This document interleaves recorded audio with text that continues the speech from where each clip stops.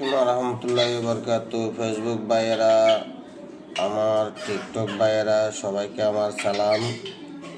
যারা ইউটিউব চালান তারাও কাছে আমার সালাম। আপনারা যারা আমার মতন অশিক্ষিত আছেন তাদেরকে বলতেছি, তারা আমার কথাগুলো মন দিয়ে শুনবেন। শিক্ষিতরা তো কিছু জানে, যারা শিক্ষিত মানুষ তারা জানে যে ইসরায়েলের সাথে আমাদের এই ফিলিস্তিনের সাথে যুদ্ধ চলতেছে এবং ফিলিস্তিনের হাজার হাজার মানুষ মারা গেছে। ঈদের পর থেকে পর্যন্ত মনে হয় প্রায় 40,000 মানুষ মারা গেছে। বড় দুঃখ লাগতেছে। তো আপনারা সবাই দয়া করে ইসরায়েলের সম্পূর্ণ পণ্য আমরা বন্ধ করে দেব। আমরা ইসরায়েলের কোনো পণ্য ব্যবহার করব না এবং ইসরায়েলের কোনো জিনিস আমরা ব্যবহার করব না।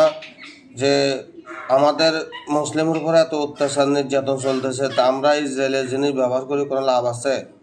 তো আমাদের গ্রাম সাইডে, দেশ গ্রামে, আউড়ারে, অনেক জায়গাতে অনেক জায়গাতে আমাদের কোনো খবর পৌঁছায় নাই।